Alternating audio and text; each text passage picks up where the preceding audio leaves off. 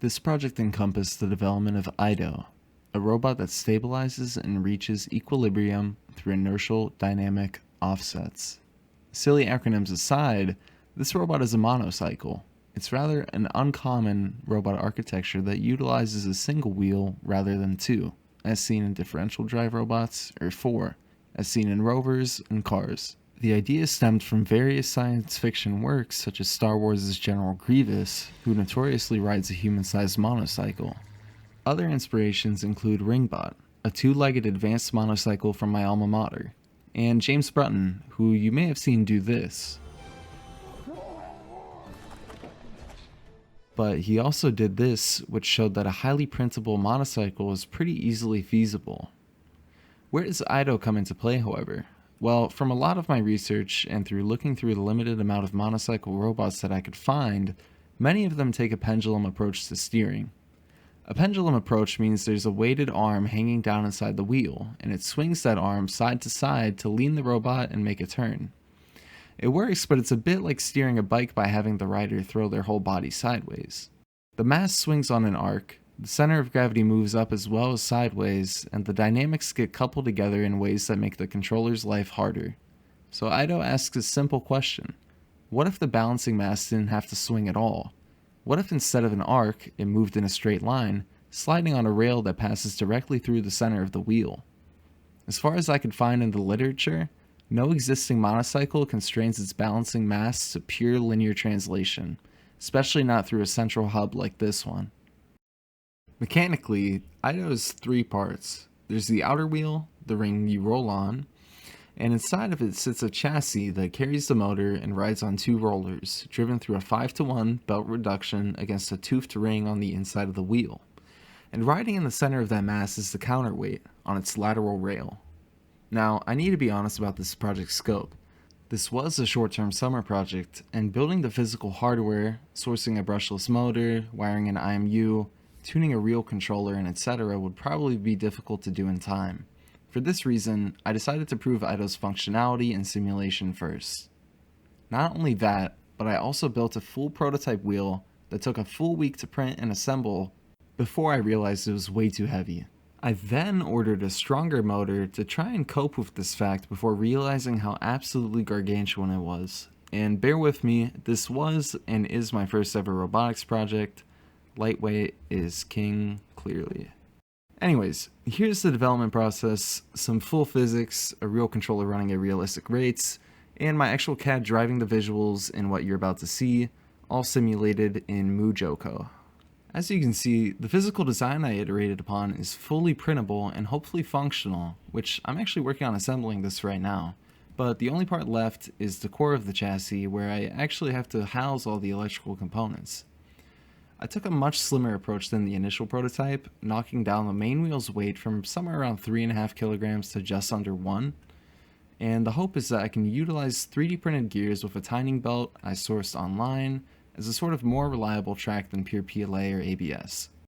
With these driving gears, I found a much smaller brushless DC motor, a 4015, which should provide enough torque and RPM to drive this thing, large emphasis on should. Complementing this, rather than making the inner chassis span the whole inner diameter and securing it with bearings, as in many other approaches, I am securing it with V-groove bearings to an outer groove track. This is something that made me want to do a simulated approach first, as this could be a secondary source of failure that I don't want to run into right away. Enough about the mechanical and future plans of actually building this thing though, let's get into the simulations and what they've shown me so far. My general approach and simulated work thus far are divided into three components. First, I have a physics-based model of the robot, but it's adjusted in a way that removes those design-related sources of failure that I was worried about before. Instead of simulating the belt teeth meshing and the gears grinding, which is slow and numerically nasty, I collapsed that entire drivetrain into a single geared joint. It's physically identical. The rollers hold the chassis centered and the belt can't slip, but it runs about 100 times faster and it's just assuming ideal conditions for now. This way, we have three main bodies in the simulation: the chassis, the wheel, and the central counterweight. Second, we have a controller, the same code that would, and hopefully will, eventually run on a real microcontroller. And third, a set of test scenarios to put it through its paces and to determine and demonstrate stable steering capability. Let me show you EIDO actually running with an assumed total mass of 4 kilograms that is subject to change in the future. This is a demonstration of an S-turn, something that I've never heard of before this project, but it's pretty self-explanatory. We show that the robot can carve in one direction and then stably move in the other, an S shape. In this scenario, EIDO is launched at cruising speed and asked to swing 30 degrees one way, then 30 degrees the other. And here's the first thing worth understanding about this robot: it balances itself. At above about 1.2 meters per second, a rolling wheel this size and with this mass is passively stable, the same reason a moving bicycle or even unicycle stays up. And you can watch the counterweight do that job. When EIDO commits to a turn, the block slides off to one side, which shifts the center of mass, the robot leans, and a leaning wheel carves. When it's tracking straight, the counterweight barely moves at all. Over this whole run, it settles to within about half a degree of the commanded heading. In this plot, we see how the heading tracks the reference and commanded orientation, where results are actually significantly smooth and stable. The next demonstration is a simple sustained constant radius turn. The counterweight holds a small steady offset as it's moving at barely more than a millimeter per second on average. EIDO clearly carves a clean circle.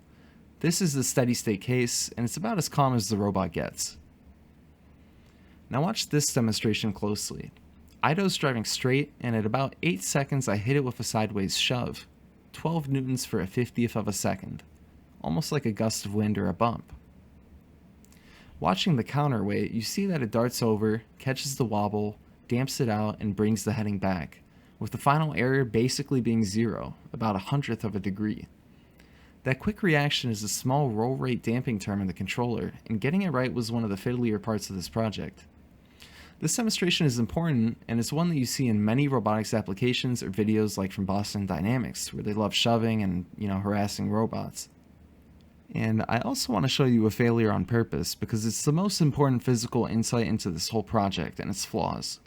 Here's EIDO, but launched too slowly, under that 1.2 meter per second speed. And, you see that it's down in about a second, and that no controller schema can probably save that without a major design overhaul.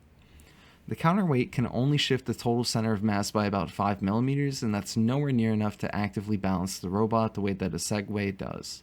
Below the critical speed, there's simply not enough gyroscopic stability to lean on.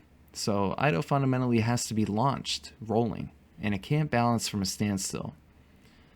That's not a bug in my controller, it's a property of the architecture, and knowing it is what would drive the design of a launch mechanism on real hardware. Something that I'm also excited to design and experiment with if things proceed well. That is something that the aforementioned Ringbot handles wonderfully, where legs do provide a true advantage. Albeit, a large goal in this project is to make a monocycle more accessible and cost-effective.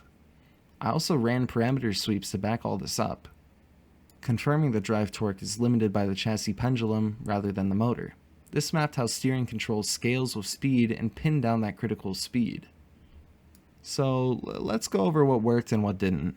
In terms of the build process and my initial hopes to do this purely on hardware, I should have planned more carefully. I wasted a lot of time building the bulky first version, EIDO 1A, to realize its physical infeasibility. What worked well, however, was the core hypothesis. A purely linear counterweight steers the monocycle clearly, and the simulation holds up under mass errors and low friction ground, which gives me confidence it survived in contact with reality. In the pursuit of proving this, my own model even fought me. Early on, I had a couple of subtle bugs, a wheel that started spinning the wrong direction, an oversimplified tire shape, and each one produced a convincing looking result that was just completely and functionally wrong. With more time, I'm going to continue to pursue this project and put it on real hardware. I'm already halfway there with making it, so I don't really want to give up. I'm hoping that the control algorithms will be possible to translate onto a microcontroller, and the real challenge, I fear, will be making sure that my mechanical design is stable and that I don't really have to redesign it. My plan is to coat the outer wheel with some primer and anti-slip spray as well to get that ideal ground contact friction that I want, and would probably help. But that's for another time, and that's EIDO so far. Thank you for watching.